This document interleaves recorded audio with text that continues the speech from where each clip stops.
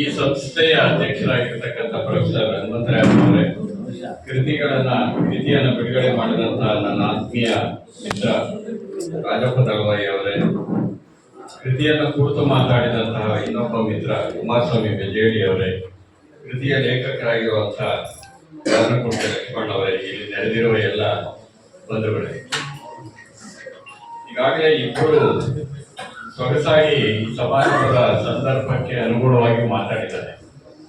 ಹಾಗಾಗಿ ನನ್ನ ಕೆಲಸ ಕಡಿಮೆ ಆಗಿದೆ. ವಾಸ್ತವವಾಗಿ ನನ್ನಿಂದ ಬಿಡುಗಡೆ ಮಾಡಿಸ್ಬೇಕು ಅಂತ ದ್ವಾರಕುಂಟೆ ಲಕ್ಷ್ಮಣ್ ಅವರ ಅಪೇಕ್ಷೆ ಆಗಿತ್ತು. ನಾನು ಅದನ್ನ ರಾಜಪ್ಪ ದಳವಾಯಿ ಅವರು ವರ್ಗಾವಣೆ ಮಾಡಿದೆ. ಯಾಕಂದ್ರೆ ಕೊನೆಯಲ್ಲಿ ಮಾತಾಡುವಾಗ ಕಡಿಮೆ ಮಾತಾಡ್ಬೋದು ಅನ್ನೋದು ಒಂದು. ಆಮೇಲೆ ನಾನು ಹೇಳಬೇಕಾದದ್ದನ್ನ ಮುನ್ನುಡಿ ರೂಪದಲ್ಲಿ ಕೆಲವು ಮಾತುಗಳನ್ನು ಹೇಳಿಕೊಟ್ಟಿರೋದ್ರಿಂದ ನಾನು ಮತ್ತೆ ಅದನ್ನೇ ಹೇಳೋ ಅಗತ್ಯ ಇರೋದಿಲ್ಲ ಅನ್ನೋದು ಇನ್ನೊಂದು. ಸಾಮಾನ್ಯವಾಗಿ ನಾನು ಮುನ್ನುಡಿ ಬರೆದಿರೋ ಪುಸ್ತಕಗಳ ಬಿಡುಗಡೆಗೆ ಹೋಗೋದಿಲ್ಲ ಸಾಮಾನ್ಯವಾಗಿ. ಆದ್ರೆ ಶಿರಾಗ್ ಸ್ವಲ್ಪ ರಿಯಾಯಿತಿ ಅದು. ಸಾಮಾನ್ಯವಾಗಿ ನಾನು ಒಪ್ಕೊಳ್ಳೋದಿಲ್ಲ. ಮುನ್ನುಡಿ ಬರೆದಿರೋದು ಅಲ್ಲೇ ಹೇಳ್ಬಿಟ್ಟಿದ್ದೀನಿ ಎಲ್ಲರೂ. ಮತ್ತೆ ಅದೇ ವಿಷಯವನ್ನ ಬಂದು ಅಲ್ಲಿ ಹೇಳ್ಬೇಕಾಗಿರುತ್ತೆ. ಅದರಿಂದ ಮುನ್ನುಡಿ ಓದ್ಕೊಂಡ್ರೆ ಸಾಕು ಅನ್ನೋದೊಂದು ನಿಯಮನ ಪಾಲಿಸ್ಕೊಂಡು ಬಂದಿದೆ. ಆ ನಿಯಮೋಲ್ಲಂಘನೆಯನ್ನ ನಮ್ಮ ಊರಿಗಾಗಿ ಮಾಡಬೇಕಾಗಿರುತ್ತೆ ಕೆಲವು ಸರಿ. ಆ ರೀತಿ ಒಂದು ನಿಯಮೋಲ್ಲಂಘನೆ ಆಗಿದೆ. ಮತ್ತು ಲಕ್ಷ್ಮಣ್ ಅವರು ಬಹಳ ಒಂದು ಮುಖ್ಯವಾದಂತ ಕೆಲಸವನ್ನು ಮಾಡಿದ್ದಾರೆ ಅಂತ ನಾನು ಅಂದ್ಕೊಂಡಿದ್ದೇನೆ. ಒಂದು ಈಗಾಗಲೇ ಈ ತರದ ಪುಸ್ತಕಗಳ ಮಹತ್ವವನ್ನು ಕುರಿತು ರಾಜಪ್ಪ ದಳವಾಯಿ ಮತ್ತು ಕುಮಾರ್ ಬೆಜ್ಜೇಡಿ ಅವರು ಈಗಾಗಲೇ ಮಾತಾಡಿದ್ದಾರೆ. ಇದೊಂದು ಸಿರಾ ತಾಲೂಕಿನ ಸಾಹಿತಿ ಮಾಹಿತಿ ಕೃತಿ. ಇದು ಸಾಹಿತಿಗಳು ಎಷ್ಟು ಜನ ಇದ್ದಾರೆ, ಇಷ್ಟು ಜನ ಇದರ ಬರೆಯೋರು ಅನ್ನೋದು ಇದೆಯಲ್ಲ, ಅದೇ ಬಹಳ ಮುಖ್ಯವಾದ. ಆಮೇಲೆ ಇಲ್ಲಿ ವೈವಿಧ್ಯಮಯವಾಗಿರ್ತಕ್ಕಂಥ ಬರಹಗಳನ್ನ ಕೊಟ್ಟಂತಹ ಲೇಖಕರ ಮಾಹಿತಿ ಇದೆ. ಎಷ್ಟು ಸಾಧ್ಯವೋ ಅವರಿಗೆ. ನಾನೇ ಮುನ್ನುಡಿಯಲ್ಲಿ ಒಂದು ಮಾತಾಡಿದ್ದೀನಿ, ಇದು ಸಮಗ್ರವಲ್ಲದಿದ್ದರೂ ಒಂದು ಸಂಕ್ಷಿಪ್ತ ಮಾಹಿತಿಯನ್ನು ಒದಗಿಸಿಕೊಡುವಂಥದ್ದು. ಸಮಗ್ರ ಅಲ್ಲದೆ ಇರಬಹುದು, ಕೆಲವರು ಸಮಗ್ರವಾಗಿ ಹೇಳಕ್ಕಾಗಿರೋದಿಲ್ಲ, ಮಾಹಿತಿ ಸಿಕ್ಕಿರೋದಿಲ್ಲ. ಅದೇ ಇಷ್ಟು ಜನ ಬರೀತಿದ್ದಾರೆ ಅನ್ನೋದರ ಅರ್ಥ ಏನು ಅಂತಂದ್ರೆ, ಶಿರಾ ತಾಲೂಕಿನಲ್ಲಿ ಒಂದು ಸಂವೇದನಾಶೀಲತೆ ಮತ್ತು ಸೃಜನಶೀಲತೆ ಜಾಗೃತವಾಗಿದೆ ಅನ್ನೋದು ಅರ್ಥ ಇದೆ. ಇಷ್ಟು ಜನ ಬರೀತಿದ್ದಾರೆ ಅನ್ನೋದು ಶಿರಾ ತಾಲೂಕಿನ ಒಂದು ಹೆಮ್ಮೆ ಅಂತ ನಾನು ಭಾವಿಸ್ಕೊಂಡಿದ್ದೇನೆ. ಆದ್ರೆ ಇಷ್ಟು ಜನವರನ್ನು ಕಡೆಯವರೆಗೂ ಉಳ್ಕೋತಾರೆ ಅಂತ ಗ್ಯಾರಂಟಿ ಇಲ್ಲ. ಕೆಲವರು ಉಳ್ಕೋತಾರೆ, ಕೆಲವರು ಉಳ್ಕೊಳ್ಳೋದಿಲ್ಲ. ಎಲ್ಲ ಸಂದರ್ಭದಲ್ಲೂ ಇರುತ್ತೆ. ಆದ್ರೆ ಈ ತರದೊಂದು ಆಕಾರವನ್ನ ಒದಗಿಸಿಕೊಡೋ ಕೆಲಸ ಇದೆಯಲ್ಲ, ಇದು ಸ್ಥಳೀಯ ಸಂಸ್ಕೃತಿಯನ್ನ ಕಟ್ಟಿಕೊಡುವುದಕ್ಕೆ ಬೇಕಾಗಿರ್ತಕ್ಕಂಥ ಒಂದು ಮೂಲ ಕೆಲಸ ಇದು. ಅಂದ್ರೆ ಒಂದು ತಳಪಾಯಿನ ಕೆಲಸ ಇದೆ. ಇದನ್ನ ಅನುಸರಿಸಿ ಆಮೇಲೆ ಅನೇಕರು ಕಟ್ಟಡಗಳನ್ನು ಕಟ್ಕೋಬಹುದು. ತಮಗೆ ಬೇಕಾದಂತ ವಿನ್ಯಾಸದಲ್ಲಿ ಕಟ್ಟಡಗಳನ್ನು ಕಟ್ಕೋಬಹುದು. ಈ ದೃಷ್ಟಿಯಿಂದ ದ್ವಾರಕುಂಟೆ ಲಕ್ಷ್ಮಣ್ ಅವರು ಮಾಡಿರುವಂತಹ ಈ ಕೆಲಸ ಬಹಳ ಉಪಯುಕ್ತವಾದ್ದು ಅಂತ ನಾನು ಭಾವಿಸಿದ್ದೇನೆ ಮತ್ತು ಅದಕ್ಕಾಗಿ ಅವರನ್ನ ಅಭಿನಂದಿಸೋದಕ್ಕೆ ಇಷ್ಟಪಡ್ತೇನೆ. ಒಂದು, ಈಗ ಎಷ್ಟೋ ಸರಿ ಡಾಕ್ಟರ್ ಜಿ ರಾಮಕೃಷ್ಣ ಅನ್ನೋರು ನನ್ನ ತಾಲೂಕಿನವರು ಅಂತ ಗೊತ್ತಿರಲಿಲ್ಲ ನನಗೆ ವಿಜಯವಾಡದಲ್ಲಿ. ಡಾಕ್ಟರ್ ಜಿ ರಾಮಕೃಷ್ಣ ಬಹಳ ದೊಡ್ಡ ವಿದ್ವಾಂಸರು. ಮಾರ್ಕ್ಸ್ವಾದಿ ಚಿಂತನೆಯನ್ನ ಇಟ್ಕೊಂಡು ಅನೇಕ ವೈಚಾರಿಕವಾದ ಬರಹಗಳನ್ನ ಬರ್ಕೊಂಡು ಬಂದಿರುವಂತ, ಅದು ನೋಡಿದ್ರೆ ಶಿರಾ ತಾಲೂಕಿನಲ್ಲಿ ಇಲ್ಲಿರೋ ಪಟ್ಟಿಯಲ್ಲಿ ಅವರೇ ಅತ್ಯಂತ ಹಿರಿಯರು. ನಾನಲ್ಲ, ಅದು ನೋಡಿದ್ರೆ ಅವರು ಅತ್ಯಂತ ಹಿರಿಯರು. ಅವರು ಬಹಳ ಪ್ರಖರವಾದ ಚಿಂತಕರು. ನಾನು ಅಂದ್ಕೊಂಡಿದ್ದೆ ಶಿರಾ ತಾಲೂಕಿನ ಗಡಿ ಭಾಗದ ಆ ಕಡೆ ಸೇರಿದವರು ಅವ್ರು ಆಗಾಗ್ಗೆ ಹೇಳ್ತಾ ಇದ್ರು, ತೆಲುಗು ಚೆನ್ನಾಗಿ ಮಾತಾಡ್ತಾರ ಅವರು. ಹಾಗಾಗಿ ಆ ಊರಿಂದ ಬೇರೆ ಬೇರೆ ವಿಷಯಗಳನ್ನು ಪ್ರಸ್ತಾಪ ಮಾಡ್ತಿದ್ರು ಶಿರಾ ತಾಲೂಕಿಂದು. ಅವರು ಬಹುಶಃ ಅಲ್ಲಿಯವರು ಅಂದ್ಕೊಂಡಿದ್ದೆ. ಆದ್ರೆ ಇವ್ರು ಹೇಗೋ ಪತ್ತೆ ಹಚ್ಚಿದ್ರು, ಡಾಕ್ಟರ್ ಜಿ ರಾಮಕೃಷ್ಣ ಅವರು ಶಿರಾ ತಾಲೂಕಿನವರು ಇಲ್ಲಿ ಹುಟ್ಟಿದವರು ಅಂತ. ನನಗೆ ಅನುಮಾನ ಬಂತು, ಈ ದ್ವಾರಕುಂಟೆ ಲಕ್ಷ್ಮಣ್ ಏನಾದ್ರು ಪವಾಡ ಮಾಡಿರ್ಬೋದ, ಈ ಒಳ್ಳೊಳ್ಳೆಯನ್ನೆಲ್ಲ ನಮ್ಮ ತಾಲೂಕಿಗೆ ಸೇರಿಸ್ಕೊಂಡಿರ್ಬೋದ ಅಂತ ಹೇಳಿ. ಕಡೆಗೆ ನಾನು ಏನ್ ಮಾಡಿದೆ, ಡಾಕ್ಟರ್ ಜಿ ರಾಮಕೃಷ್ಣ ಅವ್ರಿಗೆ ಫೋನ್ ಮಾಡಿದೆ. ನೀವು ಹುಟ್ಟಿದ್ದೆಲ್ಲಿ, ನಿಜವಾಗಿ ಶಿರಾ ತಾಲೂಕೇನ ನಿಮ್ದು ಅಥವಾ ಯಾವುದು ಅಂತ. ಅವರು ಆಗ ವಿವರಿಸಿದರು, ನಾನು ಹುಟ್ಟಿದ್ದೀನಿ, ನನ್ನ ಪೂರ್ವಜರು ಇಲ್ಲಿದ್ದೀನಿ, ಆಮೇಲೆ ಇಲ್ಲಿಂದ ವಲಸೆ ಹೋದರು, ಈಗ ಬೆಂಗಳೂರಿನಲ್ಲಿ ನೆಲೆಸಿದ್ದಾರೆ, ಇಂಗ್ಲಿಷ್ MA ಮಾಡಿದ್ದಾರೆ, ಸಂಸ್ಕೃತ MA ಮಾಡಿದ್ದಾರೆ, ಇಂಗ್ಲಿಷ್ ನಲ್ಲಿ ಸಂಸ್ಕೃತದಲ್ಲಿ ಎರಡರಲ್ಲೂ ಅವರು PhD ಮಾಡಿದ್ದಾರೆ. ಸೊ ಈ ತರದವರು ನಮ್ಮ ತಾಲೂಕಿನವರು ಅಂತ ಗೊತ್ತಾಯ್ತಲ್ಲ ಈ ಕೃತಿಯಿಂದ. ಅಷ್ಟರ ಮಟ್ಟಿಗೆ ಈ ಕೃತಿ ಮಹತ್ವ ಇದೆ. ಇನ್ನೂ ಒಂದು ಹೇಳ್ತೀನಿ ನಾನು, ವಿಶಾಲಾಕ್ಷಿ ದಕ್ಷಿಣಮೂರ್ತಿ ಅಂತ ಹೇಳಿ ನನಗೆ ಬಹಳ ಹತ್ತಿರದವರು. ಒಳ್ಳೆ ಕಾದಂಬರಿಕಾರ್ತಿಯಾಗಿದ್ದರು. ಡಾಕ್ಟರ್ ರಾಜ್ಕುಮಾರ್ ಅವರ ಜೀವನ ಚೈತ್ರ ಅಂತ ಒಂದು ಸಿನಿಮಾ ಇದೆಯಲ್ಲ, ಅದರ ಮೂಲ ಇವರು ಬರೆದಿರುವಂತ ಕಾದಂಬರಿನೇ. ಅವರ ಮಗಳು ಮಂಗಳ ಪ್ರಿಯದರ್ಶಿನಿ ಅಂತೇಳಿ ನನಗೆ ವಿದ್ಯಾರ್ಥಿನಿ ಆಗಿ, ಇವರು ನಮ್ಮ ತಾಲೂಕಿನಲ್ಲಿ ಹುಟ್ಟಿದವರು ಅಂತ ಗೊತ್ತಿರಲಿಲ್ಲ ನನಗೆ. ಅಂದ್ರೆ ನಮಗೆ ಅರಿವಿಲ್ದಿರುವಂತ ಎಷ್ಟೋ ವಿಷಯಗಳನ್ನ ದ್ವಾರಕುಂಟೆ ಲಕ್ಷ್ಮಣ್ ಪತ್ತೆ ಹಂಚಿದ್ದಾರೆ ಅನ್ನೋದಿದೆಯಲ್ಲ, ಅದು ಚಿಕ್ಕದು ದೊಡ್ಡದು ಅನ್ನೋದಲ್ಲ, ಆ ತರದ ಒಂದು ಶೋಧ ಇದೆಯಲ್ಲ, ಅದು ಬಹಳ ಮುಖ್ಯ ಅಂತ ನಾನು ಭಾವಿಸ್ಕೊಂಡಿದ್ದೆ. ಅಂದ್ರೆ ನಮ್ಮಲ್ಲೇ ಇರಬಹುದಾದಂತ ಅರಿವಿನ ಅಭಾವವನ್ನು ಹೋಗಲಾಡಿಸ್ತಕ್ಕಂಥ ಕೆಲವು ಮಾಹಿತಿಗಳು ಈ ಕೃತಿಯಲ್ಲಿ ದೊರಕುತ್ತವೆ ಅನ್ನೋದು ಮುಖ್ಯವಾದ ಸಂಗತಿ. ಆ ಕಾರಣಕ್ಕಾಗಿಯೇ ಈ ಕೃತಿ ಒಂದು ಮೂಲ ಆಕಾರ ಆಗಿದ್ರು ಮುಖ್ಯವಾದಂತ ಒಂದು ಆಕಾರ ಕೃತಿ. ಶಿರಾ ತಾಲೂಕಿನನ್ನೆಲ್ಲ ಪತ್ತೆ ಹಚ್ಚಿ ಸೇರಿಸಿರೋದು. ಅಕಸ್ಮಾತ್ ಇನ್ಯಾರಾದ್ರು ಬಿಟ್ಟೋಗಿದ್ರೆ ಮುಂದೆ ಸೇರಿಸ್ಕೋಬಹುದು. ಅಥವಾ ಕುಮಾರ್ ಬೆಜ್ಜಳ್ಳಿ ಹೇಳಿದಾಗೆ ಇದನ್ನ ಆಧರಿಸಿ ಒಂದು ವಿಶ್ಲೇಷಣಾತ್ಮಕವಾದಂತ ಕೃತಿಯನ್ನು ಮುಂದೆ ತರಬಹುದು. ಆದ್ರೆ ಇಷ್ಟು ಜನ ಇದ್ದಾರೆ ಅಂತ ಗೊತ್ತಾಗಬೇಕಲ್ಲ. ಯಾವುದೋ ಒಂದು ಸಮಾರಂಭ ಏರ್ಪಡಿಸ್ತೀರಿ, ಶಿರಾ ತಾಲೂಕಿನಲ್ಲಿ ಎಷ್ಟು ಜನ ಕವಿಗಳಿದ್ದಾರೆ, ಎಷ್ಟು ಜನ ಲೇಖಕರಿದ್ದಾರೆ ಅನ್ನೋದು ನೋಡ್ಬೇಕಾಗಿ ಪುಸ್ತಕ ನೋಡಿದ ತಕ್ಷಣ ಸಿಗುತ್ತೆ. ಸೊ ಈ ಕಾರಣದಿಂದ ಇದು ಬಹಳ ಒಂದು ಮಹತ್ವದ ಮೂಲ ಆಕಾರ ಕೃತಿ ಅಂತ ನಾನು ಭಾವಿಸ್ಕೊಂಡಿದ್ದೆ. ಹಾಗೇನೆ ತಿದ್ದುಕೊಳ್ಬೇಕಾದದ್ದು ಬಹಳ ಇರುತ್ತೆ, ಇಲ್ಲ ಅಂತ ಅಲ್ಲ. ಮೊಟ್ಟ ಮೊದಲನೇದು ಪುಸ್ತಕದ ವಿನ್ಯಾಸವನ್ನ ಇನ್ನಷ್ಟು ಚೆನ್ನಾಗಿ ಮಾಡಬಹುದಿತ್ತು. ಪುಸ್ತಕ ಪ್ರಕಟಣೆ ಇದೆಯಲ್ಲ, ಇವತ್ತು ಎಷ್ಟು ಅದ್ಭುತವಾಗಿ ಬೆಳೆದಿದೆ ಅಂತ ಅಂದ್ರೆ ಪುಸ್ತಕ ನೋಡಿದ ಕೂಡಲೇ ಬಿಡೋಕೆ ಇಷ್ಟಪಡೋದಿಲ್ಲ. ದುಡ್ಡು ಕೊಟ್ಟು ಕೊಂಡ್ಕೋಬೇಕು ಅಂತ ಅನ್ನಿಸ್ಬೇಕು, ಅಂದ್ರೆ ಓದ್ಬೇಕು ಅಂತ ಅನ್ನಿಸ್ಬೇಕು. ಆ ತರದ ಕೆಲವನ್ನ ಈಗಾಗಲೇ ಫಾಂಟ್ಸ್ ಅನ್ನು ಕೊಡ್ತು ನಮ್ಮ ಎಕ್ಸ್ಪರ್ಟ್ ರಾಜಾ ತಳವಾಯಿ ಅವರು ಹೇಳಿದ್ದಾರೆ, ಸಾಕಷ್ಟು ವಿಷಯ ಹೇಳಿದ್ದಾರೆ. ನಾನು ಮತ್ತೆ ಇದನ್ನು ಯಾಕೆ ಹೇಳಕ್ ಇಷ್ಟಪಡ್ತೀನಿ ಅಂತಂದ್ರೆ, ಇನ್ನೊಂದು ಲಕ್ಷ್ಮಣ್ ಅವರು ನನಗೆ ಕಾಂತಾರ ನನ್ನ ಮೇಲೆ ಆರೋಪ ಹೊರಿಸ್ಬಿಟ್ರು. ಅಂದ್ರೆ ಪುಸ್ತಕ ಬಿಡುಗಡೆ ಲೇಟ್ ಆಗೋದಕ್ಕೆ ಕಾರಣ ಎಲ್ಲೋ ನಾನು ಆರೋಪ ಅಂತ ಇನ್ವರ್ಟೆಡ್ ಕಾಮರ್ಸ್ ಹೇಳ್ತೀನಿ, ಆಕ್ಷೇಪ ಮಾಡ್ತಾ ಇಲ್ಲ. ಇವೆಲ್ಲ ಪ್ರೀತಿಯಿಂದ ಆಡುವಂತ ಮಾತುಗಳು. ಇದನ್ನ ನನಗೆ ಮುಂಚೆ ಕೊಟ್ರು, ಇದನ್ನ ಸ್ವಲ್ಪ ತಿದ್ದಬೇಕು ನೀವು ಅಂತ ನಾನು ವಾಪಸ್ ಹಾಕಿದೆ ಅವರಿಗೆ. ವಾಪಸ್ ಹಾಕಿದ ಮೇಲೆ ಮತ್ತೆ ತಿದ್ದಿ ಇದನ್ನ ತಂದಿದ್ದಾರೆ. ಇನ್ ಕೆಲವು ಬಿಟ್ಟೋಗಿದೆ. ಅಕಾರಾದಿ ಇರಬೇಕು, ಅಕಾರಾದಿಯಿಂದ ಎಲ್ಲೆಲ್ಲೂ ಹಾಕ್ಬಾರ್ದು. ಬರಗೂರು ರಾಮಚಂದ್ರಪ್ಪ ಸ್ವಲ್ಪ ಹೆಸರಿದೆ ಅಂತ ಹೇಳಿ ಮೊದಲು ನನ್ನ ಹೆಸರು ಹಾಕಬಾರದು, ಇವೆಲ್ಲ ಹೇಳಿದ್ದೀನಿ ಅವ್ರು ಕೇಳಿ. ಅಕಾರಾದಿಯಾಗಿ ತಗೊಂಡ್ಬನ್ನಿ, ನಮ್ದು ಕೊನೆಯಲ್ಲೇ ಬಂದ್ರೂ ಪರವಾಗಿಲ್ಲ, ನಾವು ಬಾಲಾಂಶಗಳಾದ್ರೂ ಪರವಾಗಿಲ್ಲ, ಬಾಲಂಗೋಚಗಳಾದ್ರೂ ಇದು ಒಂದು ಕ್ರಮ ಇರುತ್ತೆ. ಯಾವತ್ತೂ ಒಂದು ಕೃತಿ ಅಂತ ಅದಕ್ಕೆ ಅಂತ ಹೇಳಿ ನಾವು ವಾಪಸ್ ಹಾಕಿದ್ದೆ. ಅದನ್ನೆಲ್ಲ ಸರಿಪಡಿಸ್ಕೊಂಡು ತಂದಿದ್ದಾರೆ. ಅವರು ಬಿಡುಗಡೆ ಮಾಡೋದಕ್ಕೆ ಯಾವಾಗ ಅಂದ್ಕೊಂಡಿದ್ರೆ ಏನೋ ಗೊತ್ತಿಲ್ಲ. ನನ್ನ ಮೇಲೆ ಒತ್ತಡ ಬಂದಿದ್ದು ಒಂದು ತಿಂಗಳಿಂದಾನೇ. ಇಲ್ಲೇ ಸಾಕ್ಷಿ ಇವರಿದ್ದಾರೆ ಶಿವಣ್ಣ ಎಂಬುವರೆ, ಒಂದು ತಿಂಗಳಿಂದ ಅಷ್ಟೇ ನನ್ನ ಮೇಲೆ ಒತ್ತಡ ಬಂದಿರೋದು. ಯಾಕಂದ್ರೆ ಈಗ ಎಂತ ಕಾಲದಲ್ಲಿ ಇದ್ದೀವಿ ಅಂದ್ರೆ ಸತ್ಯಕ್ಕೆ ಸಾಕ್ಷಿ ಕೇಳೋ ಕಾಲ ಇದು. ಸುಳ್ಳಿಗೆ ಯಾರು ಸಾಕ್ಷಿ ಕೇಳೋದಿಲ್ಲ. ಯಾಕಂದ್ರೆ ಸುಳ್ಳಿಗೆ ಸಾಕ್ಷಿ ಬೇಕಾಗಿದ್ದಿಲ್ಲ. ಸುಳ್ಳು ಅಷ್ಟು ಚೆನ್ನಾಗಿರುತ್ತೆ, ಬಹಳ ಸಿಹಿಯಾಗಿರುತ್ತೆ. ಸತ್ಯ ಸ್ವಲ್ಪ ಕಹಿಯಾಗಿರುತ್ತೆ. ಅದಕ್ಕೆ ನಾವು ಸತ್ಯ ಹೇಳೋದ್ರಲ್ಲೂ ಒಬ್ಬೊಬ್ಬನ ಸಾಕ್ಷಿದಾರನ್ನು ಇಟ್ಕೊಳ್ಳೋ ಸ್ಥಿತಿ ಬಂದ್ಬಿಟ್ಟಿದೆ ಇವಾಗ. ಹಾಗಾಗಿ ಶಿವಣ್ಣ ಒಂದು ತಿಂಗಳಿಂದ ಹೇಳ್ತಾ ಬಂದ್ರು, ನಾನು 2 ದಿನಾಂಕ ಹೇಳಿದೆ, ಅವರು ಹೊಂದಾಣಿಕೆ ಆಗಲಿಲ್ಲ. ಆಮೇಲೆ ಕಡೆಗೆ ಇವರು ಬಿಡುಗಡೆ ಮಾಡ್ತಾರೋ ಇಲ್ವೋ ಅಂತ ನನಗೇನು ಬಂದು ನೋಡಪ್ಪ 8ನೇ ತಾರೀಕಿಗೆ ಕಿಲೋಮೀಟರ್ ಬರ್ತೀನಿ, ಇಲ್ಲಿ ನೀವೇನಾದ್ರು ಮಾತಾಡಿ. ಸೊ ಹಾಗಾಗಿ ಇವತ್ತು ಬಂದು ಇಲ್ಲಿ ನಿಂತಿದ್ದೇನೆ ಮತ್ತು ಸಂತೋಷದಿಂದ ಈ ಪುಸ್ತಕ ಸಮಾರಂಭದಲ್ಲಿ ನಾನು ಭಾಗವಹಿಸಿದೆ. ಒಂದು ಇವತ್ತಿನ ಯುವಕರು ಇರ್ಬೋದು, ಹಿರಿಯರು ಇರ್ಬೋದು, ಈ ವಾಟ್ಸಾಪ್ ಯೂನಿವರ್ಸಿಟಿಯಿಂದ ಎಷ್ಟು ಬಿಡುಗಡೆಗೊಳ್ತೀರಿ ಅಷ್ಟು ಒಳ್ಳೆ ಲೇಖಕರಾಗ್ತೀರಿ ಅಂತ ಹೇಳ್ತೀನಿ. ಅಂದ್ರೆ ಬಿಡುಗಡೆಗೊಳ್ಳೋದು ಅಂದ್ರೆ ಅದರಲ್ಲಿ ಏನು ಬಳಸಲೇಬೇಡಿ ಅಂತ ನಾನು ಹೇಳೋದಿಲ್ಲ. ಆದ್ರೆ ಅಲ್ಲಿ ಬರೆದಷ್ಟೇ ಶ್ರೇಷ್ಠ ಅಂತ ತಿಳ್ಕೊಂಡ್ರೆ ನಿಮಗೆ ನೀವು ಆತ್ಮವಂಚನೆ ಮಾಡ್ಕೊತೀರಿ. ಆಮೇಲೆ ಅಲ್ಲಿ ಹೇಳುವ ಇದು ಹಿಂಗೆ ಒಂದು ಗುರುತು ಹಿಂಗೊಂದು ಎಫೆಕ್ಟ್. ಆದ್ರೆ ನೋಡಿ, ನಾವು ಎಷ್ಟು ವಿದ್ಯಾವಂತರಾದ್ರೆ ಎಫೆಕ್ಟ್ ಬಿಟ್ಟಿಲ್ಲ ನಾವು. ಸೊ ಇವೆಲ್ಲವನ್ನೂ ತಕ್ಷಣದ ಪ್ರತಿಕ್ರಿಯೆಗಳು. ಒಂದು ಆ ಮಿತಿ ತಿಳ್ಕೊಬೇಕು. ತಕ್ಷಣ ನನಗೇನು ಅನ್ಸುತ್ತೆ, ನಾನು ಚೆನ್ನಾಗಿದ್ದೀಯಪ್ಪ ಅಂತೀನಿ.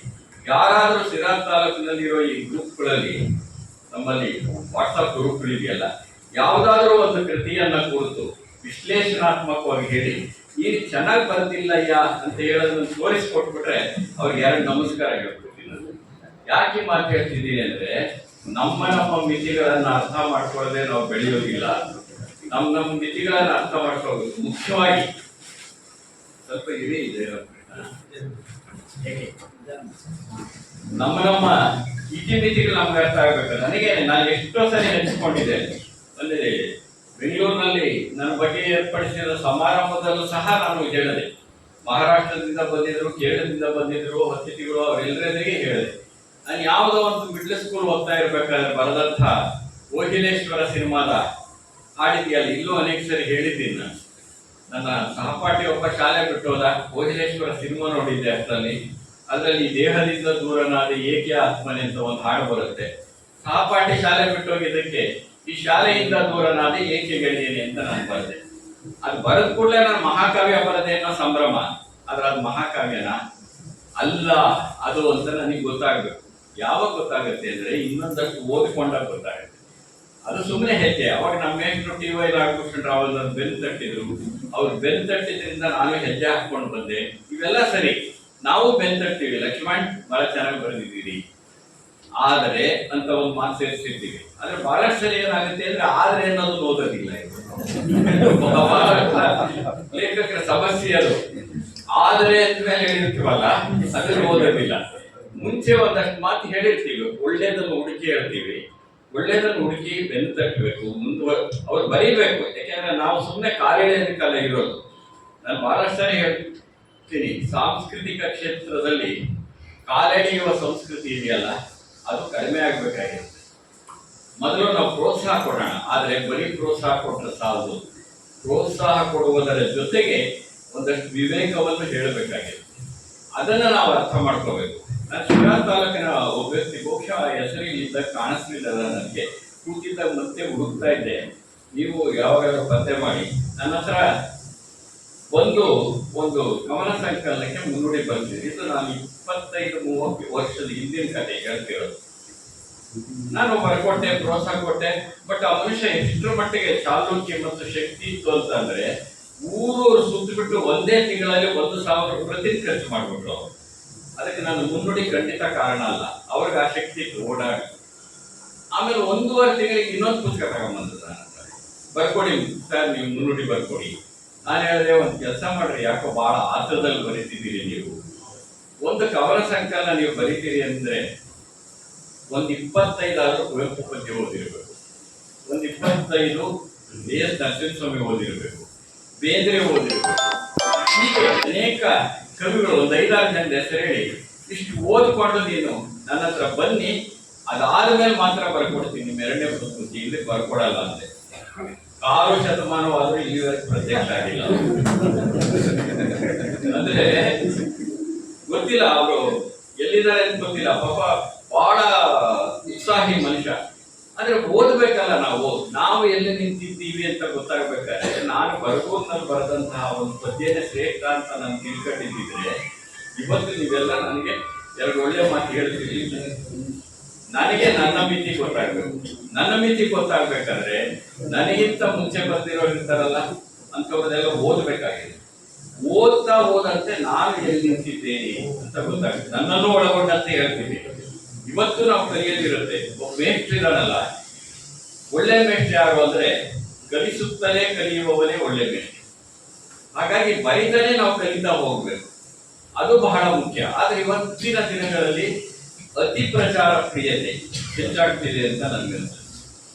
ಅತಿ ಪ್ರಚಾರ ಪ್ರಿಯತೆ. ನಾನು ವಾಟ್ಸಾಪ್ ಅನ್ನ ನಿರಾಕರಿಸ್ತಾ ಇಲ್ಲ.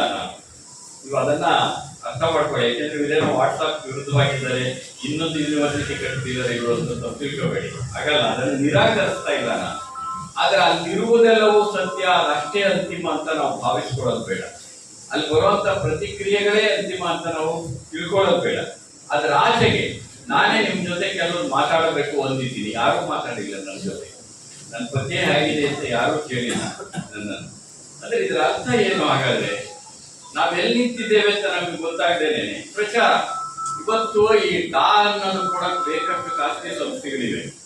ಆಮೇಲೆ ಪ್ರಶಸ್ತಿ ಕೊಡಕ್ಕೆ ಅನೇಕ ಖಾಸಗಿ ಸಂಸ್ಥೆಗಳಿವೆ. ಅವೆಲ್ಲ ಒಂದು ಸಣ್ಣ ಸಣ್ಣ ಪ್ರೋತ್ಸಾಹ ಅಂತ ತಿಳ್ಕೋಬೇಕೇ ಹೊರತು ಅದು ಅಂತಿಮ, ಅದು ನಿಜವಾದ ನಮ್ಮ ಗೌರವ ಅಲ್ಲೇ ಇದೆ, ನಾವು ಸಾಧಿಸ್ಬಿಟ್ವಿ ಅಂತ ತಿಳ್ಕೊಂಡ್ರೆ ನಾವು ಏನನ್ನೂ ಸಾಧಿಸಕ್ಕಾಗೋದಿಲ್ಲ. ಪ್ರಚಾರ ಪ್ರಿಯತೆ ಇದೆಯಲ್ಲ, ಅದು ಬಹಳ ಅಪಾಯಕಾರಿಯಾದದ್ದು. ಅಂತ ಅಪಾಯದಿಂದ ನಾವು ಪಾರಾಗದೆ ಹೋದ್ರೆ ನಾವು ಬೆಳೆಯೋದಕ್ಕೆ ಸಾಧ್ಯ ಆಗಲ್ಲ ಅಂತ ನಾನು ಅನ್ಕೊಂಡಿದ್ದೇನೆ. ಹಾಗಾಗೇನೆ ನಾನು ಯಾವಾಗಲೂ ಹೇಳೋದು, ಬರೀತಕ್ಕಂಥವರಿಗೆ ಒಂದು ಪರಂಪರೆಯ ಪ್ರಜ್ಞೆಯೂ ಬೇಕು, ಸಮಕಾಲೀನ ಪ್ರಜ್ಞೆಯೂ ಬೇಕು. ಆ ಪರಂಪರೆಯ ಪ್ರಜ್ಞೆ ಒಂದು ಬಂದ್ರೆ ಅದರಿಂದ ನಾವು ಏನೇನೋ ಕಲಿತಾ ಹೋಗ್ತೇವೆ. ಸಮಕಾಲೀನ ಪ್ರಜ್ಞೆ ಬಂದ್ರೆ ಈ ಕಾಲದಲ್ಲಿ ನಾವು ಜೀವಿಸ್ತಾ ಇರ್ತೇವೆ. ಅಂದ್ರೆ ಪರಂಪರೆಯ ಪ್ರಜ್ಞೆಯಿಂದ ಸಮಕಾಲೀನ ಪ್ರಜ್ಞೆಗೆ ಬೆಳೀತಾ ಹೋಗ್ಬೇಕಾಗಿದೆ. ಇವತ್ತು ಪುಸ್ತಕಗಳಿಗೆ ಬರ ಇಲ್ಲ ನಮ್ಮಲ್ಲಿ. ಪುಸ್ತಕ ಸಾಹಿತ್ಯ ಎತ್ಕೊಂಡು ತಂತ್ರಜ್ಞಾನ ಬಂದ್ಮೇಲೆ, ಡಿಜಿಟಲ್ ಇದೆಲ್ಲ ಜಾಸ್ತಿ ಆದ್ಮೇಲೆ, ಡಿಜಿಟಲ್ ಇದೆಯಲ್ಲ ತಂತ್ರಜ್ಞಾನ, ಅದು ಸಂರಕ್ಷಿಸುವುದಕ್ಕೆ ಇರೋದೇ ಹೊರತು ಓದೋದಕ್ಕೆ ಅಂತ ನಾನಂತೂ ಅಂದ್ಕೊಂಡಿಲ್ಲ. ಅದು ಸಂರಕ್ಷಣೆ ಮಾಡಬೇಕು. ಈಗ ಅನೇಕ ತಾಳೆಗರಿಗಳನ್ನ ಸಂರಕ್ಷಣೆ ಮಾಡ್ತಿದ್ದಾರೆ, ಹಳೆ ಕೃತಿಗಳನ್ನು ಸಂರಕ್ಷಣೆ ಮಾಡ್ತಿದ್ದಾರೆ, ನಮಗೆ ಸಿಗದೇ ಇರೋದನ್ನೆಲ್ಲ ಸಂರಕ್ಷಣೆ ಮಾಡ್ತಿದ್ದಾರೆ. ಆ ಕಾರಣಕ್ಕೆ ಅದೆಲ್ಲ ಬಹಳ ಮುಖ್ಯವಾದ್ದು. ಆದರೆ ಪುಸ್ತಕಕ್ಕೆ ಸಾವಿಲ್ಲ ಅಂತ ನಾನು ನಂಬ್ಕೊಂಡಿದ್ದೆ. ಯಾವತ್ತೂ ಪುಸ್ತಕ ಸಾಯೋದಿಲ್ಲ. ನಾನು ಲಂಡನ್ಗೆ ಹೋಗಿದ್ದೆ. ಲಂಡನ್ಗಿಂತ ನಾವೇನು ತಂತ್ರಜ್ಞಾನದಲ್ಲಿ ಮುಂದುವರೆದಿಲ್ಲ. ಬ್ರಿಟನ್ನಲ್ಲಿ ಒಂದು 3 ವಾರ ಇದ್ದೆ. ನನ್ನ ಅಂತಾರಾಷ್ಟ್ರೀಯ ಚಲನಚಿತ್ರೋತ್ಸವದ ಅತಿಥಿಯಾಗಿ ಕರೆಸಿಕೊಂಡಿದ್ರು. 3 ವಾರ ಇದ್ದಾಗ ಅನೇಕ ಕಡೆ ಶೇಕ್ಸ್ಪಿಯರ್ ಮನೆಯಿಂದ ಹಿಡಿದು ಎಲ್ಲ ಸುತ್ತಾಡಿದೆ. ಆಕ್ಸ್ಫರ್ಡ್ ಯೂನಿವರ್ಸಿಟಿಗೆ ಹೋದೆ, ಕೇಂಬ್ರಿಡ್ಜ್ ಯೂನಿವರ್ಸಿಟಿಗೆ ಹೋದೆ. ಅಲ್ಲಿ ರಸ್ತೆಯಲ್ಲಿ ಓಡಾಡ್ತಾ ಇದ್ರೆ ನಮ್ಮೂರಲ್ಲಿ ದಿನಸಿ ಅಂಗಡಿಗಳಿರುತ್ತವಲ್ಲ, ಆ ತರ ಪುಸ್ತಕ ಅಂಗಡಿಗಳಿವೆ. ತಂತ್ರಜ್ಞಾನದಲ್ಲಿ ಅಷ್ಟೆಲ್ಲ ಮುಂದುವರೆದಿರ್ತಕ್ಕಂಥ ಒಂದು ಲಂಡನ್ ಅಂತ ಮಹಾನಗರದಲ್ಲೇನೆ ದಿನಸಿ ಅಂಗಡಿಗಳ ತರದಲ್ಲಿ ಇಡೀ ಸಾಲ್ ಬೀದಿನಲ್ಲಿ ಪುಸ್ತಕ ಅಂಗಡಿಗಳಿವೆ ಅನ್ನೋದು ಏನರ್ಥ ಅಂದ್ರೆ, ಪುಸ್ತಕಗಳನ್ನು ಅಚ್ಚುಕಟ್ಟು ಮಾಡೋದಕ್ಕಾಗಿ ತಂತ್ರಜ್ಞಾನ ಬಳಸಿಕೊಂಡ್ರೆ ಹೊರತು ಪುಸ್ತಕಗಳನ್ನ ನಾಶ ಮಾಡೋದಕ್ಕೆ ತಂತ್ರಜ್ಞಾನವನ್ನು ಅವ್ರು ಬಳಸಿಕೊಂಡಿಲ್ಲ. ಹಾಗಾಗಿನೇ ಇವತ್ತು ನನಗನ್ಸೋದು ಪುಸ್ತಕಗಳಿಗೆ ಸಾವಿಲ್ಲ. ಪುಸ್ತಕದ ಓದಿಗಿರ್ತಕ್ಕಂಥ ವ್ಯವಧಾನ, ಪುಸ್ತಕದ ಓದಿಗೆ ಬೇಕಾಗಿರ್ತಕ್ಕಂಥ ಸಂಯಮ, ಪುಸ್ತಕದ ಓದಿಗೆ ಬೇಕಾಗಿರ್ತಕ್ಕಂಥ ಏಕಾಗ್ರತೆ ಇದೆಯಲ್ಲ, ಅದು ಬಹಳ ಮುಖ್ಯವಾದ ಏಕಾಗ್ರತೆ. ಅದಕ್ಕೆ ನಾವು ಧ್ಯಾನ ಅನ್ನೋ ಪದವನ್ನು ಬಳಸ್ತಾರೆ. ಕಾವ್ಯ ಬರೆಯೋದು ಒಂದು ಧ್ಯಾನ. ಧ್ಯಾನ ಅಂದ್ರೆ ಏನು? ಆಧ್ಯಾತ್ಮಿಕಕ್ಕೆ ಒಂದು ಅರ್ಥ ಇರುತ್ತೆ, ಪುಸ್ತಕದ ಓದಿಗೆ ಇನ್ನೊಂದು ಅರ್ಥ ಇರುತ್ತೆ. ಆ ಏಕಾಗ್ರತೆ ಅನ್ನೋದು ಬಹಳ ಮುಖ್ಯ ಅಂತ. ಹಾಗಾಗಿ ಇವತ್ತು ಪುಸ್ತಕ ಅನ್ನೋದು ನಮ್ಮಲ್ಲಿ ಉದ್ಯಮ ಆಗಿದೆ. ಇಡೀ ದೇಶದ ಒಳಗಡೆ ಮಾಧ್ಯಮಗಳೆಲ್ಲ ಉದ್ಯಮವಾಗಿರುವ ಸಂದರ್ಭದ ಒಳಗಡೆ ನಾವು ನಿಂತಿದ್ದೇವೆ. ಮಾಧ್ಯಮಗಳು ನೋಡಿ, ಪತ್ರಿಕಾ ಮಾಧ್ಯಮ ಅಂತಾರೆ, ಅದರ ಪತ್ರಿಕೋದ್ಯಮ ಅಂತ ಕರಿತೀವಿ. ಸಿನಿಮಾ ಒಂದು ಮಾಧ್ಯಮ ಅಂತೀವಿ, ಸಿನಿಮೋದ್ಯಮ ಅಂತ ಕರಿತೇವೆ. ಹಾಗೇನೇ ಪುಸ್ತಕ ಮಾಧ್ಯಮ, ಅದು ಅಭಿವ್ಯಕ್ತಿಯ ಮಾಧ್ಯಮ, ಆದರೆ ಪುಸ್ತಕೋದ್ಯಮ ಆಗಿದೆ. ಯಾವಾಗ ಉದ್ಯಮ ಆಗುತ್ತೆ, ಎಲ್ಲೆಲ್ಲಿ ನೀವು ಬಂಡವಾಳವನ್ನು ತೊಡಗಿಸ್ತೀರಿ, ಅದು ಚಿಕ್ಕದೋ ದೊಡ್ಡದೋ, ಬಂಡವಾಳ ತೊಡಗಿಸಿದ ಕಡೆಯೆಲ್ಲ ಅದೊಂದು ಉದ್ಯಮ ಆಗ್ತಿರುತ್ತೆ. ಕೆಲವು ಸಾರಿ ಸಣ್ಣ ಉದ್ಯಮ ಆಗುತ್ತೆ, ಕೆಲವು ಸಾರಿ ದೊಡ್ಡ ಉದ್ಯಮ ಆಗುತ್ತೆ. ಆದರೆ ಉದ್ಯಮದ ಜೊತೆಗೆ ಮಾಧ್ಯಮ ಉಳಿಸ್ಕೋಬೇಕಲ್ಲ, ಹೇಗೆ? ಇದು ಪುಸ್ತಕ ಇವತ್ತು ಎದುರಿಸ್ತಾ ಇರುವಂತ ಬಿಕ್ಕಟ್ಟು ನಮ್ಮಲ್ಲಿ. ಪುಸ್ತಕ ಸಂಸ್ಕೃತಿ ಬೇರೆ, ಪುಸ್ತಕೋದ್ಯಮ ಬೇರೆ. ಪುಸ್ತಕ ಸಂಸ್ಕೃತಿಯನ್ನು ಬೆಳೆಸೋದು ಬೇರೆ, ಪುಸ್ತಕೋದ್ಯಮವನ್ನು ಬೆಳೆಸೋದು ಬೇರೆ. ಪುಸ್ತಕೋದ್ಯಮಕ್ಕೆ ಸಂಪಾದನೆ ಮುಖ್ಯ, ಪುಸ್ತಕ ಸಂಸ್ಕೃತಿಗೆ ಸಂವೇದನೆ ಮುಖ್ಯ. ಇವೆರಡರ ಸಮತೋಲನ ಇದೆಯಲ್ಲ, ಅದು ಬಹಳ ಮುಖ್ಯ. ಯಾಕೆಂತಂದ್ರೆ ಅಲ್ಲಿ ಬಂಡವಾಳ ಹಾಕಿದ್ಮೇಲೆ ತೆಗಿಲೇಬೇಕಲ್ಲ. ಬಂಡವಾಳ ಹಾಕಿದ್ಮೇಲೆ ತೆಗಿಬೇಕಾಗಿದೆ. ದೊಡ್ಡ ಬಂಡವಾಳ ಅಲ್ಲದೆ ಇರ್ಬೋದು. ಸಿನಿಮಾಕ್ಕೆ ಒಂದು ಬಂಡವಾಳ ಹಾಕ್ತಾರೆ, ಪುಸ್ತಕಕ್ಕೆ ಒಂದು ಬಂಡವಾಳ ಹಾಕ್ತಾರೆ, ಕಡೆ ಪಕ್ಷ ಖರ್ಚು ಮಾಡಿರೋದಷ್ಟಾದ್ರೂ ಬರ್ಬೇಕಲ್ಲ. ಹಾಗಾಗಿ ಉದ್ಯಮಕ್ಕೆ ಬೇಕಾಗಿರುವ ಸಂಪಾದನೆ ಅತ್ಯಂತ ಅಂತಿಮ ಪ್ರಧಾನವನ್ನು ಗಳಿಸೋದ್ರ ಬದಲು ಹಾಕಿರೋದು ಬರಬೇಕು ಅನ್ನೋವರೆಗೂ ಸರಿ, ಅದರ ಸಂವೇದನೆ ಕಳ್ಕೋಬಾರದು.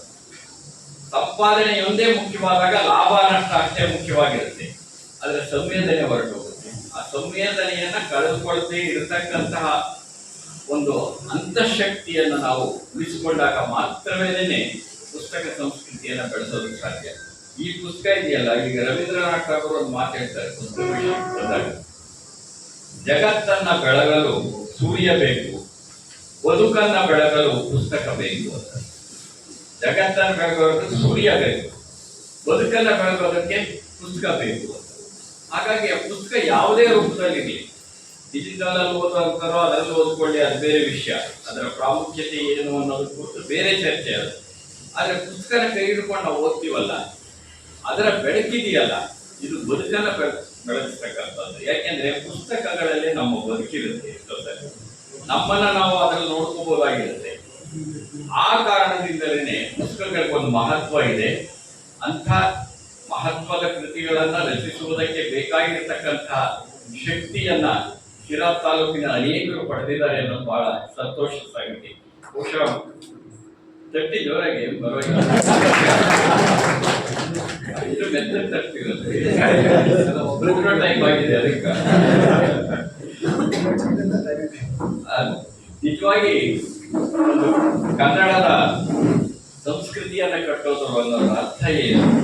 ಹೀಗೇನೆ ನನಗೆ ಅದಕ್ಕೆ ಈ ಕೃತಿಯನ್ನು ನೋಡಿದಾಗ ಈಗಾಗಲೇ ಅವರೆಲ್ಲ ಹೇಳಿದ್ದಾರೆ, ಮತ್ತೆ ಪುನರಾವರ್ತನೆ ಆದ್ರೂ ಒಂದು ಬಹುತ್ವ ಕಾಣಿಸುತ್ತೆ ಇದರಲ್ಲಿ. ನಮ್ಮ ಲೇಖಕರು ಸಂಗ್ರಹಿಸಿರೋದ್ರಲ್ಲಿ ಆಧ್ಯಾತ್ಮಿಕವಾದ ವಿಷಯ ಇದೆ, ಸಾಮಾಜಿಕವಾದ ವಿಷಯ ಇದೆ, ಸಮಾಜ ಬದಲಾವಣೆ ವಿಷಯ ಇದೆ, ವಿವಿಧ ಜಾತಿ ಧರ್ಮದವರು ಇದೆಲ್ಲ ಸೇರಿದ್ದಾರೆ. ಅವರೆಲ್ಲರೂ ಒಟ್ಟಿಗೆ ಪುಸ್ತಕದಲ್ಲಿ ಸಿಕ್ಕಿದಾರಲ್ಲ, ಇದನ್ನ ನಾವು ಬಳಸ್ಕೋಬೇಕಷ್ಟೇ, ಅದನ್ನ ಬಳಸ್ಕೊಳ್ಬೇಕು. ಆ ಬಹುತ್ವವನ್ನ ಗಳಿಸೋದಕ್ಕೆ ಬೇಕಾಗಿರ್ತಕ್ಕಂತಹ ಅನಿವಾರ್ಯ ಸಂದರ್ಭದಲ್ಲಿ ನಾವು ಇದ್ದೇವಲ್ಲ, ಅದಕ್ಕೆ ಪೂರ್ವವಾದಂತ ಕೆಲವು ಕಾರ್ಯಕ್ರಮಗಳನ್ನು ಹೊಂದ್ಕೊಳ್ಬೇಕಾದಂತ ಅಗತ್ಯ ಇರುತ್ತೆ. ಬಹುಶಃ ಪಾಂಡುರಂಗಪ್ಪರ ಎದುರು ಕೂತಿದ್ದಾರೆ ಅಂತ ನೆನಪಿಸುವಂತ ಏನೋ ಗೊತ್ತಿಲ್ಲ, ಇಲ್ಲಿರೋರ್ನೆಲ್ಲ ಒಟ್ಟಿಗೆ ಸೇರ್ಸಕ್ ಸಾಧ್ಯವ ಒಂದ್ಸರಿ ಅಂತ ಯೋಚಿಸ್ಬೇಕು. ಇಲ್ಲಿರೋರ್ನೆಲ್ಲ ಒಟ್ಟಿಗೆ ಸೇರಿಸಿ ಬಹಳ ದೊಡ್ಡದು ಉತ್ಸವ ಸಮ್ಮೇಳನ ಸಮಾರಂಭನೆ ಮಾಡಿ ಅಂತ ಹೇಳಲ್ಲ, ಸಮ್ಮೇಳನ ಮಾಡಿ ಕೆಟ್ಟ ತಗೊಳ ಸಾಕು, ಒಂದೊಂದ್ಸರಿ ಆಗುತ್ತೆ. ಅಂದ್ರೆ ದೊಡ್ಡ ದೊಡ್ಡ ಕಾರ್ಯಕ್ರಮಗಳನ್ನು ಮಾಡಿದಾಗ ದೊಡ್ಡ ದೊಡ್ಡ ಹಣ ಬೇಕಾಗಿರುತ್ತೆ, ಅದೊಂದು ಸಾರ್ವಜನಿಕ ಸಮಾರಂಭ ಆಗಿರುತ್ತೆ, ಅದರದೇ ಬೇರೆ ವಿನ್ಯಾಸ, ಅವೆಲ್ಲ ಬೇಡ ಅಂತ ನಾನು ಹೇಳಲ್ಲ. ಆದ್ರೆ ಇಷ್ಟೊಂದು ಜನ, ಒಂದು 90 ಜನ ಇದ್ದಾರಲ್ಲ ಇಲ್ಲಿ, ಅದರ ಜೊತೆ ಪುಸ್ತಕ ಜೋಡಿಗೆ ಅಂತ ಒಂದು ಗುಂಪಿದೆ ಇದರಲ್ಲಿ, ಅದರಲ್ಲಿ ಅನೇಕರು ಬರ್ತಿರ್ತಾರೆ. ಅಂಥ ಲೇಖಕರನ್ನೇ ಸೇರಿಸಿ ಅದರ ಜೊತೆಗೆ ಲೇಖಕರ ಅಲ್ಲದೆ ಇರ್ತಕ್ಕಂಥವ್ರು, ನಿಜವಾಗಿ ಕನ್ನಡ ಪರವಾಗಿರ್ತಕ್ಕಂಥವ್ರು, ಕನ್ನಡ ಪರವಾಗಿರ್ತಕ್ಕಂಥವ್ರು ಬರೀದೇ ಇದ್ದಾಗಲೂ ಅವರೊಂದು ರೀತಿ ಬರಹಗಾರರೇ. ಅವರು ನಾನು ಬರೆಯದ ಬರಹಗಾರರು ಅಂತ ಹೇಳ್ತೇನೆ. ಆ ಬರೆಯದ ಬರಹಗಾರರು ಇಲ್ಲದೆ ಇದ್ರೆ ಬರೆಯುವ ಬರಹಗಾರರು ದೊರಕದೇ ಇಲ್ಲ. ಅದರಿಂದ ಬರೆಯದ ಬರಹಗಾರರ ಬಗ್ಗೆ ಯಾರಿಗೆ ಗೌರವ ಇರುತ್ತೋ ಅವ್ರು ನಿಜವಾದ ಬರೆಯುವ ಬರಹಗಾರ ಆಗ್ತಾರೆ. ಸೊ ಅಂಥವನ್ನು ಸೇರಿಸಿ ಒಂದೊಂದು ಹಾಲ್ ಒಳಗಡೆ ಒಂದು ಚರ್ಚೆ, ಚಿಂತನೆ, ಒಂದು ಕವಿತೆ ಅಂದ್ರೆ ಹೇಗೆ, ಒಂದು ಕತೆ ಅಂದ್ರೆ ಹೇಗೆ, ಈ ತರದ ವಿಚಾರಗಳನ್ನ ಕೆಲವರು ಆರೋಗ್ಯಕ್ಕೆ ಸಂಬಂಧಪಟ್ಟವರು ಬರೆಯಲಿದ್ದಾರೆ. ನಮ್ಮಲ್ಲೇನೆ ಬೇರೆ ಬೇರೆ ಪತ್ರಿಕೆಗಳನ್ನು ನಾನು ಓದ್ತಾ ಇರ್ತೇನೆ, ತಕ್ಷಣ ನಾನು ಪ್ರತಿಕ್ರಿಯೆ ಸೂಚಿಸದೇ ಇರಬಹುದು. ಆದ್ರೆ ನಮ್ಮಲ್ಲಿ ಅನೇಕ ಮಹಿಳೆಯರು ಬರೀತಿದ್ದಾರೆ ಶಿರಾ ತಾಲೂಕಿನ ಒಳಗಡೆ. ಸೊ ಇವನ್ನೆಲ್ಲ ಒಟ್ಟಿಗೆ ಸೇರಿಸಿದಾಗ ಒಂದು ಚಿಂತನಾ ಗೋಷ್ಠಿ ಅಥವಾ ಸಮಾಲೋಚನಾ ಗೋಷ್ಠಿಯ ಮುಖಾಂತರವಾಗಿ ನಮ್ಮ ಸಂವೇದನೆಯನ್ನ, ನಮ್ಮ ಒಳಗಡೆ ಇರ್ತಕ್ಕಂಥದ್ದನ್ನ ಹೆಚ್ಚು ವಿಸ್ತರಿಸಲು ಸಾಧ್ಯ ಅಂತ ನಾನು ಭಾವಿಸ್ಕೊಂಡಿದ್ದೇನೆ. ಅಂಥ ಕಾರ್ಯಕ್ರಮಗಳು ಹೆಚ್ಚಾಗಲಿ, ಅಂತ ಕಾರ್ಯಕ್ರಮಗಳಿಗೆ ಬೇಕಾದಂತ ಒಂದು ಮೂಲ ಆಕಾರವನ್ನ ದ್ವಾರಕುಂಟೆ ಲಕ್ಷ್ಮಣ ಅವರು ಒದಗಿಸಿಕೊಟ್ಟಿದ್ದಾರೆ. ಮುಂದಿನ ಆವೃತ್ತಿಯನ್ನ ತರೋಕ್ ಸಾಧ್ಯ ಆದರೆ, ಯಾಕೆಂದ್ರೆ ಇವರೆಲ್ಲ ಕೊಂಡ್ಕೊಳ್ತಿರೋದು ನೋಡಿದ್ರೆ ತರಬಹುದೇನೋ ಅಂತ ಅನ್ಸುತ್ತೆ. ಒಂದು ವೇಳೆ ತರೋದಕ್ಕೆ ಸಾಧ್ಯ ಆದ್ರೆ ಇನ್ನೊಂದಷ್ಟು ಅಂದವಾಗಿ, ಇನ್ನೊಂದಷ್ಟು ಅಚ್ಚುಕಟ್ಟಾಗಿ, ಮಧ್ಯ ಪುಟಗಳಲ್ಲಿ ಸ್ಪೇಸ್ ಅನ್ನ ಸಿಕ್ಕಾಪಟ್ಟೆ ಬಿಡದೆ ಎಷ್ಟು ಬೇಕು ಅಷ್ಟು ಬಳಸಿ ಅದರ ಅಚ್ಚುಕಟ್ಟತನವನ್ನು ಹೆಚ್ಚಿಸಿ ಇನ್ನಷ್ಟು ಚೆನ್ನಾಗಿ ತನ್ನಿ. ಆಗ ಇನ್ನಷ್ಟು ಜನರು ತಗೊಳ್ತಾರೆ. ಏನಾದ್ರು ಕೊರತೆಗಳಿದ್ರೆ ತುಂಬಿಕೊಳ್ಳಿ, ಇನ್ಯಾರಾದ್ರೂ ಬಿಟ್ಟೋಗಿದ್ರೆ ತುಂಬಿಕೊಳ್ಳಿ, ಅದು ಯಾವಾಗಲೂ ಇರುತ್ತೆ. ಅದು ನಿರಂತರವಾದ ಪ್ರಕ್ರಿಯೆ. ನಾನೇ ಏನೋ ಸಂಗ್ರಹ ಮಾಡಿದಾಗ್ಲೂ ನನಗೆ ಅರಿವಿಲ್ಲದಂತೆ ಬಿಟ್ಟಿರ್ಬೋದು, ಆದ್ರೆ ಕೆಲವು ಸಾರಿ ಉದ್ದೇಶಪೂರ್ವಕವಾಗಿ ಬಿಟ್ಟಿರ್ಬೋದು ಅಂತ ಭಾವಿಸರು ಇರ್ತಾರೆ ನಮ್ಮಲ್ಲಿ. ಆ ಉದ್ದೇಶಪೂರ್ವಕ ಅಲ್ಲದೇನೂ ಬಿಟ್ಟಿರೋಕೆ ಸಾಧ್ಯ ಇರುತ್ತೆ. ಅದೆಲ್ಲವನ್ನು ತುಂಬಿಕೊಂಡು ಮತ್ತೊಂದು ಆವೃತ್ತಿ ಬೇಗ ಬರಲಿ. ಅದನ್ನ ಬಿಡುಗಡೆ ಮಾಡೋ ಸಂದರ್ಭದಲ್ಲಿ ನಾನೇ ಬರ್ತೀನಿ, ಅತಿಥಿಯಾಗಲ್ಲ, ಸಭಿಕನಾಗಿ ಬರ್ತೀನಿ. ಬೇರೆ ಅತಿಥಿಗಳನ್ನ ಕರೆದು ಮಾಡಿ ಅವ್ರ ಸಭಿಕನಾಗಿ ನಾನು ಬರ್ತೀನಿ. ಅಂಥದ್ದೊಂದು ದಿನ ಬರಲಿ. ಹಾಗಾಗಿ ಇಂಥ ಆಕಾರ ಕೃತಿಯನ್ನು ನಾನು ಕೊಟ್ಟಿರೋ ನಿಮಗೆ ಮೊದಲು ಮತ್ತೊಮ್ಮೆ ಅಭಿನಂದನೆಗಳನ್ನ ಸಲ್ಲಿಸ್ತಾ, ಶಿರಾ ತಾಲೂಕಿನ ಈ ಲೇಖಕರ ಸಂವೇದನೆಯನ್ನ ಮತ್ತಷ್ಟು ವಿಸ್ತರಿಸುವ ಕೆಲಸಗಳನ್ನ ಇಲ್ಲಿರುವಂತಹ ಸಂಘಟಕರು ಮಾಡ್ತಾರೆ. ಅದೇ ನಿಜವಾಗಿ ಕನ್ನಡ ಪರವಾದಂತಹ ಸಂವೇದನೆ. ಯಾಕೆಂದ್ರೆ ಕನ್ನಡ ಪರವ ಸಂವೇದನೆ ಅಂದ್ರೆ ಬಹಳ ದೊಡ್ಡದು ಅಂದ್ಕೊಂಡಿದೆ. ಅದು ಇನ್ನೊಂದು ಸಂದರ್ಭದಲ್ಲಿ ನಾನು ಮಾತಾಡಬಹುದು. ಇವತ್ತು ಬಂದಿಲ್ಲಿ ಮಾತಾಡೋದಕ್ಕೊಂದು ಅವಕಾಶವನ್ನ ಕಲ್ಪಿಸಿದಂತ ಎಲ್ಲ ಸಂಘಟನೆಯವರಿಗೆ ನಮ್ಮ ನರೇಶ್ ಬಾಬು ನಿರೂಪಣೆ ಮಾಡಿದ್ದಾರೆ. ನಾಡೋಜ ಬರಗೂರು ಮೇಷ್ಟ್ರು ಬಳಗದವರು ಇದರ ವ್ಯವಸ್ಥೆ ಮಾಡಿದ್ದಾರೆ. ಸುಮ್ಮನೆ ಒಂದು ಹೆಸರು ಕೊಟ್ಕೊಂಡಿದ್ದಾರೆ ಅಂತ ನಾನು ಅಂದ್ಕೊಂಡಿದ್ದೇನೆ. ಎಲ್ಲ ಸೇರಿ ಮಾಡಿದ್ದಾರೆ. ಅವರೆಲ್ಲರಿಗೂ ನಾನು ಧನ್ಯವಾದಗಳನ್ನ ಹೇಳ್ತೇನೆ. ನನ್ನ ಮಾತು ಕೇಳಿದೆ ನಿಮಗೆಲ್ಲ ನನ್ನ ನಮಸ್ಕಾರ.